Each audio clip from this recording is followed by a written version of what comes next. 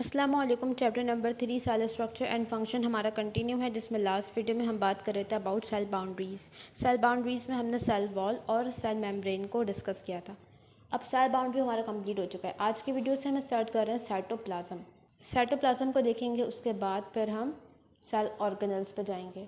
Cytoplasm, अगर हम इस वर्ड को देखें साइटोप्लाज्म, तो ये दो वर्ड से मिलकर बना है, साइटो और plasm, plasma. Cyto means cell और प्लाज्म या प्लाज्मा मतलब होता है लिक्विड।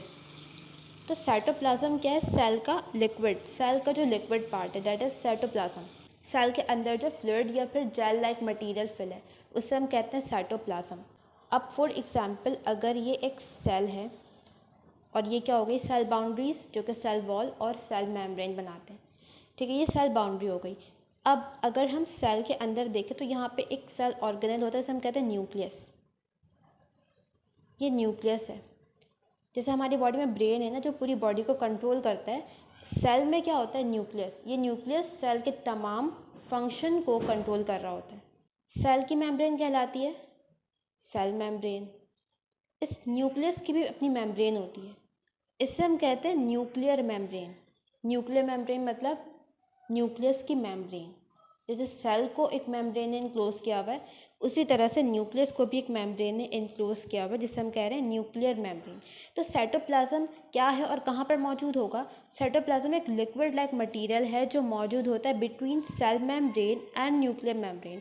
इस न्यूक्लियर मेम्ब्रेन और इस सेल मेम्ब्रेन के दरमियान जो फ्लूइड, जो लिक्विड, जो जेल लाइक मटीरियल है, उसे हम क्या कहेंगे? साइटोप्लाज्म। अच्छा, ये जो न्यूक्लियर मेम्ब्रेन है ना, कुछ ऑर्गेनिजम्स ऐसे हैं जिनके पास न्यूक्लियर मेम्ब्रेन नहीं होता। ठीक है, न्यूक्लियस के ऊपर मेम्ब्रेन नहीं होगी। उन सेल्स को हम कहते हैं prokaryotic cell. Prokaryotic cells like bacterial cell. Bacterial cell कैसा होता है? प्रोकैरियोटिक सेल है, उसमें न्यूक्लियर मेम्ब्रेन नहीं होगी, एब्सेंट होती है न्यूक्लियर मेम्ब्रेन। ठीक है, तो प्रोकैरियोटिक सेल, जैसे कि ये वाला सेल है, यहाँ पे हमें न्यूक्लियस के ऊपर कोई मेम्ब्रेन नहीं दिख रही है। ये एक बैक्टीरियल सेल है, न्यूक्लियस के ऊपर कोई मेम्ब्रेन नहीं है। ये जो मटेरियल है ये ऐसे ही सेल में मौजूद है, इसके ऊपर कोई मेम्ब्रेन नहीं है, इससे हमने कह दिया प्रोकैरियोटिक सेल। अब प्रोकैरियोटिक सेल में हम कैसे डिफाइन करेंगे साइटोप्लाज्म को? तो हम ये कहते हैं कि इस सेल मेम्ब्रेन के अंदर जो भी मटेरियल है वो क्या है? साइटोप्लाज्म। जबकि इस सेल में, इसे हम कहते हैं यूकैरियोटिक। यूकैरियोटिक ऐसा सेल है जिसमें न्यूक्लियर मेम्ब्रेन मौजूद होगी। तो इसमें हम कैसे डिफाइन करते हैं कि सेल मेम्ब्रेन और न्यूक्लियर मेम्ब्रेन के दरमियान जो लिक्विड मौजूद है वो कहलाता है साइटोप्लाज्म। प्रोकैरियोटिक और यूकैरियोटिक सेल को हम आगे भी डिस्कस करेंगे चैप्टर के लास्ट में। यहाँ पर हमने दोनों सेल के रिस्पेक्ट से बात कर ली। अब अगर साइटोप्लाज्म पे हम मज़ीद बात करें कि साइटोप्लाज्म है कैसा, दिखता कैसा है, उसमें कौन से सब्सटेंसेस मौजूद हैं, तो साइटोप्लाज्म है एक ट्रांसल्यूसेंट और ग्रैन्युलर लिक्विड। अब ट्रांसल्यूसेंट क्या है? देखो, जैसे कि वाटर होता है, वाटर क्या है? एक क्लियर लिक्विड है। वाटर को हम कहते हैं ये है ट्रांसपेरेंट। ठीक है, वाटर के हम दूसरी तरफ इजीली देख सकते हैं, ये हो गया ट्रांसपेरेंट। ट्रांसल्यूसेंट मीन्स वो चीज़ जो क्लियर ना हो, जिसके दूसरी तरफ हम इजीली ना देख सकें।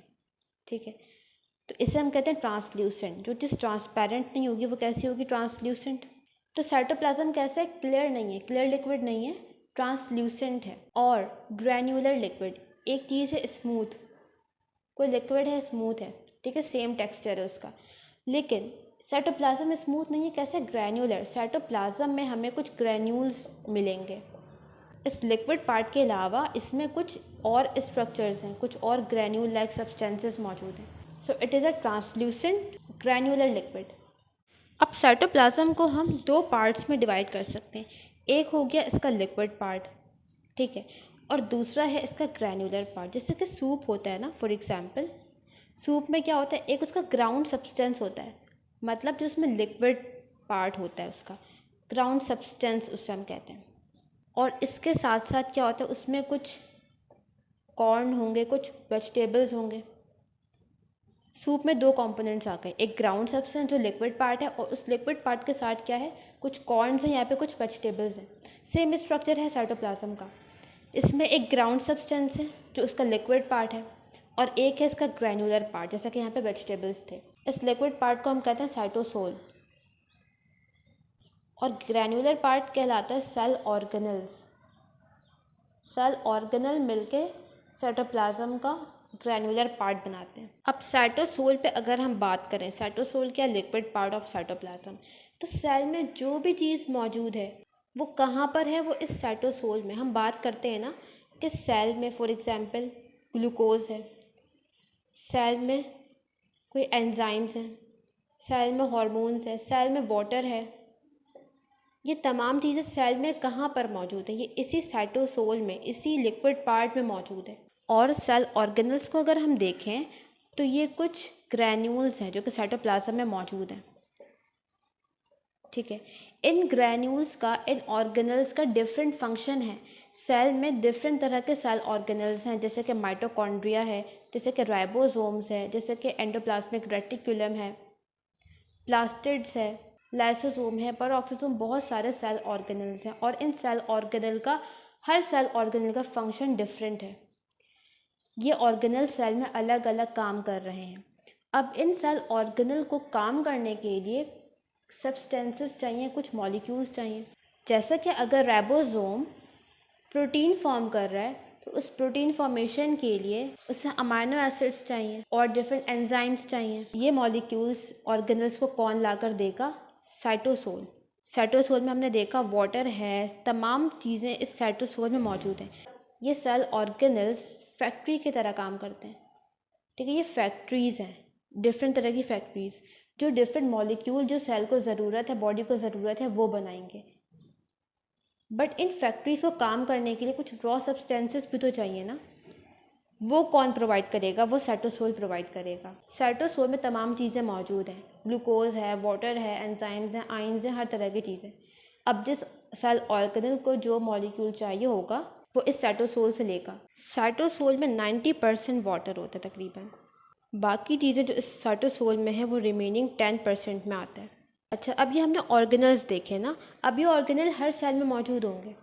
कुछ ऑर्गेनल का फ़र्क होता है, जैसे कि प्लास्टिड एक ऑर्गेनल है, प्लास्टिड। ये प्लास्टिड का काम होता है फोटोसिंथेसिस में। तो ये प्लास्टिड प्लांट सेल में होगा, या वो ऑर्गेनिज्म जो फोटोसिंथेसिस कर सकते हैं उन सेल में हमें ये मिलेगा। लेकिन एनिमल सेल क्योंकि फोटोसिंथेसिस नहीं करते इसलिए उनमें इसकी ज़रूरत नहीं है, तो एनिमल सेल में प्लास्टिड नहीं होगा।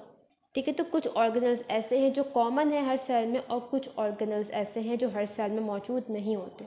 अच्छा, इनकी जो डिस्ट्रीब्यूशन है, इनकी जो क्वांटिटी है सेल ऑर्गेनल्स की, ये भी डिफ़र करती है सेल टू सेल।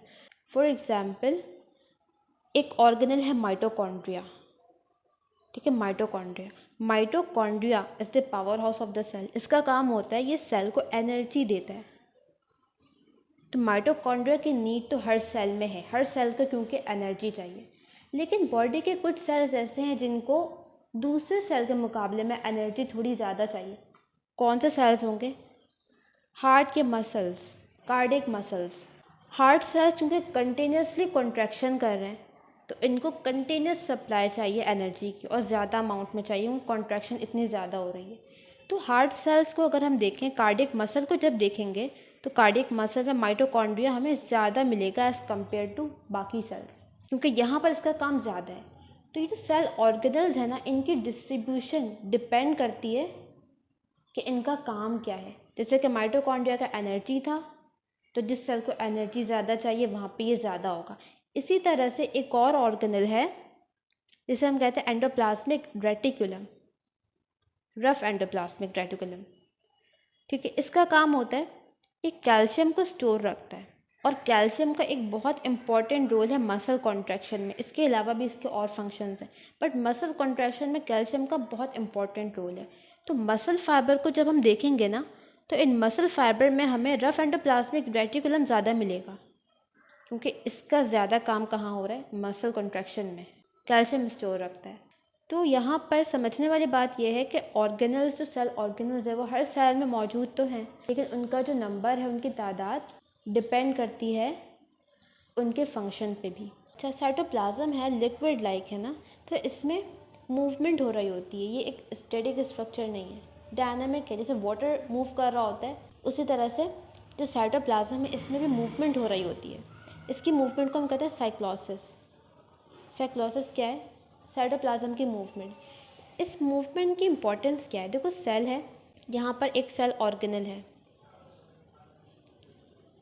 इसे चाहिए ग्लूकोज और ग्लूकोज का मॉलिक्यूल यहाँ पर मौजूद है। अब ये मॉलिक्यूल इस ऑर्गेनल के पास कैसे जाएगा? तो यहाँ पर साइक्लोसिस होगी, साइटोप्लाज्म की मूवमेंट होगी। इस मूवमेंट के रिजल्ट में क्या होगा, ये मॉलिक्यूल मूव करेगा और इन द एंड यहाँ तक पहुँच जाएगा। तो ये मूवमेंट बहुत ज़रूरी है मॉलिक्यूल्स की डिस्ट्रीब्यूशन के लिए। साइटोप्लाज्म जब मूव करेगा तो क्या होगा, जो भी मटीरियल सेल में मौजूद है, वाटर है, ग्लूकोज है, अमाइनो एसिड्स हैं, सोडियम है, क्लोराइड है, पोटेशियम, जो भी चीज़ें हैं वो इवनली डिस्ट्रीब्यूट हो जाएंगी हर जगह इक्वल अमाउंट में होंगे तमाम सब्सटेंसेस। फिर जिस ऑर्गेनल को जिसकी नीड होगी वो वहाँ से ले लेगा। तो साइटोसोल की मूवमेंट इस वजह से सेल के लिए बहुत इम्पॉर्टेंट है। अच्छा, अब एक और पॉइंट यहाँ पर ये है कि ये जो सेल ऑर्गेनल्स हैं ये इस साइटोप्लाज्म में मूव कर रहे हैं, लेकिन एट द सेम टाइम ये अटैच हैं। सेल में कुछ ऐसे फिलामेंट्स हैं, फिलामेंट कहते हैं small fibres, thin fibres. Cell में कुछ ऐसे थिन फाइबर्स हैं, फिलामेंट्स हैं, जिन्होंने क्या किया हुआ है, हर सेल ऑर्गेनल को अटैच करके रखा हुआ है। ये जो फिलामेंट्स हैं ये एक मैश की तरह सेल में मौजूद है। मैश कहते हैं नेटवर्क, ठीक है। पूरे सेल में इन्होंने अपना एक नेटवर्क बनाया हुआ है, हर जगह हर सेल ऑर्गेनल के पास ये मौजूद है। हर सेल ऑर्गेनल को इसने अटैच किया हुआ है। यहाँ पे सेल ऑर्गेनल्स अटैच हो गए इसके एंड से। इस नेटवर्क को हम कहते हैं साइटोस्केलेटन। अगर इस वर्ड पे हम गौर करें तो साइटो मतलब सेल, स्केलेटन स्केलेटन मतलब सेल का स्केलेटन है। ये जो माइक्रोफिलामेंट के फाइबर्स सेल में हैं ये क्या कर रहे हैं, सेल का स्केलेटन बना रहे हैं। स्केलेटन का काम क्या होता है, मूवमेंट में हेल्प करता है, सपोर्ट देता है, शेप मेंटेन करके रखता है बॉडी का। यही काम इस साइटोस्केलेटन का भी है। क्योंकि हमने चैप्टर के स्टार्ट में बात की थी कि जब भी बात होगी लिविंग ऑर्गेनिज्म की, वहाँ पर सिर्फ प्लांट या फिर एनिमल्स नहीं होते। प्लांट और एनिमल तो होंगे ही, उसके अलावा कुछ बैक्टीरिया भी इसमें शामिल हैं, कुछ यूनिसेलुलर ऑर्गेनिजम्स भी आते हैं जैसे कि अमीबा, पैरामीशियम, फंजाई भी आएगा, एल्गी भी आएगी, तमाम चीज़ें इसमें आएंगे। तो जो यूनिसेलुलर ऑर्गेनिजम्स होते हैं, अमीबा एक सेल का बना हुआ है ना, और यही सेल मूव भी कर रहा है, मूवमेंट भी होती है अमीबा में, एक जगह से दूसरी जगह जाता है। तो इनमें ये जो साइटोस्केलेटन है ये इनकी मूवमेंट में भी हेल्प करता है। तो साइटोप्लाज्म में लिक्विड पार्ट भी है, सेल ऑर्गेनल्स भी हैं, इसके साथ ही साथ यहाँ पर कुछ फिलामेंट्स भी मौजूद हैं जिसे हम कह रहे हैं साइटोस्केलेटन। तो 3 चीज़ें आ गई साइटोप्लाज्म में। यहाँ पर हमारा साइटोप्लाज्म का टॉपिक कंप्लीट होता है। ईजी सा छोटा सा टॉपिक था। अब हमने 1 बाय 1 इन तमाम सेल ऑर्गेनल्स पे बात करनी है।